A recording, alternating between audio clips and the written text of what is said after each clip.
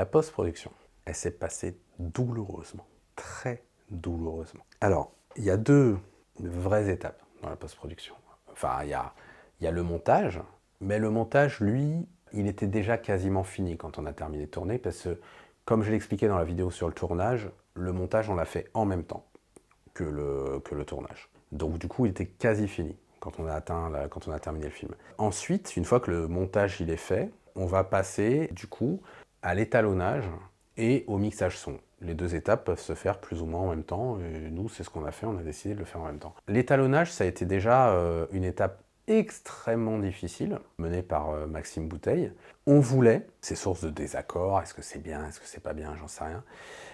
En tout cas, on voulait que le film ait une identité visuelle marquée, très forte. On voulait que visuellement, tu vois une image du film et tu te dises waouh.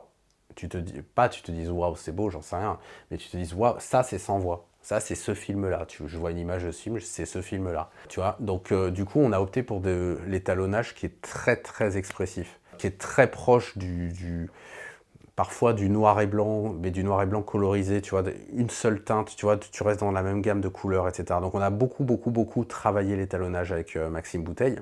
Et on l'a travaillé très difficilement aussi parce que je pense que Sans Voix, c'est avant tout un film qui est expérimental. C'est un film où on essaye de ne pas faire comme les autres, entre guillemets. Est-ce qu'on réussit, est-ce qu'on rate, ça c'est à vous de nous le dire, c'est vous les spectateurs. Mais en tout cas, on essaye de ne pas faire comme les autres. Et ça, c'est très difficile quand tu arrives à l'étape de post-production. Parce que, par exemple, avec Maxime Bouteille, très souvent, il me dit mais pourquoi tu fais pas comme dans tel film d'horreur? Et moi, je lui répondais mais justement, parce que le but, c'est de pas faire comme dans tel film d'horreur. Tu vois. Le but, c'est de surprendre les gens. Je vais vous donner un exemple très simple. Tout ce qui se passe dans la chambre, il n'y a aucun décor dedans. La chambre, elle est blanche. D'accord. Et pourquoi est-ce qu'on a fait une chambre blanche? Parce que dans tous les films d'horreur, qu'est-ce qu'ils font? Ils mettent un placard. Donc, et tu sais que s'il y a un placard, c'est que forcément, à un moment donné, le monstre il va être dans le placard. Tu sais que si on met une lampe à côté du lit, tu sais forcément que la lampe elle va se mettre à s'allumer, à clignoter, etc. Et tout. Et donc nous, on voulait une perte de repère totale quand on a fait la chambre. Donc c'est pour ça qu'on a fait une chambre sans décor. Parce qu'on s'est dit, est-ce qu'on peut faire peur aux gens avec une chambre dans laquelle il n'y a rien? Dans une chambre où il n'y a pas un tableau qui te suit des yeux, etc. Et tout. Est-ce qu'on peut faire ça? Donc à partir de là, bah oui, effectivement, par contre, quand tu arrives à l'étalonnage, la question elle est là. Tu as une chambre blanche, mec. Et quand tu as une chambre blanche et que tu dois étalonner ça, etc., donc l'étalonnage, donc c'est les couleurs du film, et ben ça devient très compliqué, parce que si tu as des objets, tu peux jouer avec les objets, mais comme s'il n'y a pas d'objets, tu peux pas le faire. Donc l'étalonnage, ça a été très compliqué. Au niveau des couleurs, les couleurs du film changent selon les niveaux de conscience dans lesquels sont les personnages. À partir du moment, c'est-à-dire qu'on peut voir ça de deux manières. C'est un personnage qui rentre dans un cauchemar, qui rentre dans un cauchemar, qui rentre dans un cauchemar, qui rentre dans un cauchemar.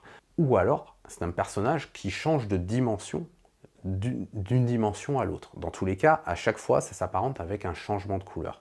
Et du coup, alors par contre, je tiens à le dire, il n'y a pas de symbolique vraiment recherché de couleur.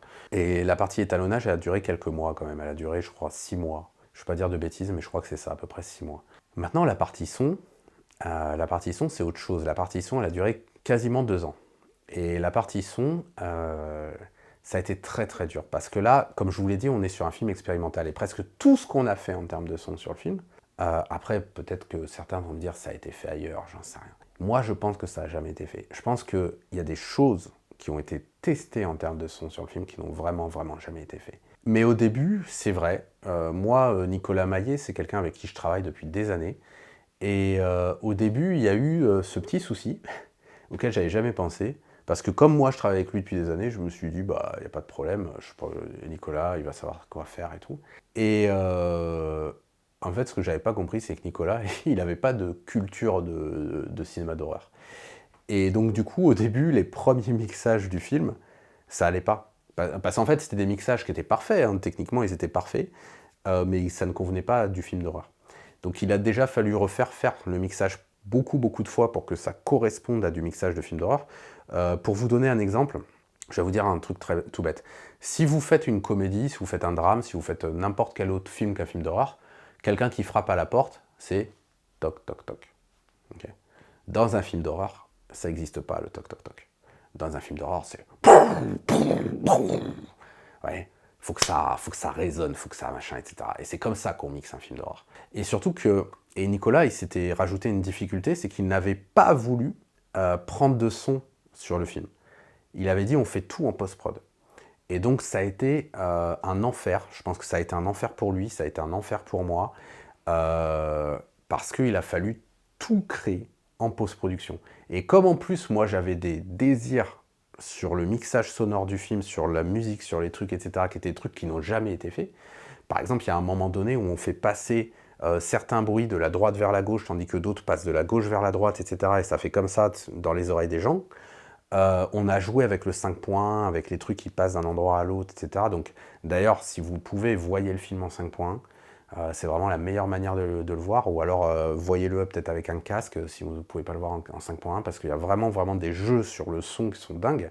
Mais du coup, très vite, on est arrivé à quasiment 2 ans quoi, de post-prod sur le son, sachant que, au final, c'est pas grave. Au final, c'est pas grave parce que ce soit Nicolas Maillet, Cora Renard, Maxime Deletraz, ils ont fait un travail tellement formidable que même les gens qui n'aiment pas le film nous disent que au niveau du son, c'est exceptionnel. Tout le monde nous a dit que le son, c'était génial. Donc au final, j'ai envie de dire, c'est un mal pour un bien, quoi. C'est un mal pour un bien, et c'est ce que je voulais, parce que quand moi j'ai dit à toutes les équipes avec qui j'ai travaillé, je leur ai tous dit, à chacun, je leur ai dit, je veux que ce film soit votre meilleur travail. J'ai dit, si moi mon film c'est de la merde, si les gens ils disent que mon film c'est de la merde, c'est pas grave. Mais Olga, je veux que les gens ils disent que mon film c'est de la merde, mais que l'actrice elle est géniale. Mais Constance, je veux que les gens ils disent mon film c'est de la merde, mais le monstre il est génial. Max, je veux que les gens ils disent mon film c'est de la merde, mais l'étalonnage il est génial. Et Nico, je veux que les gens ils disent mon film c'est de la merde, mais le son il est génial.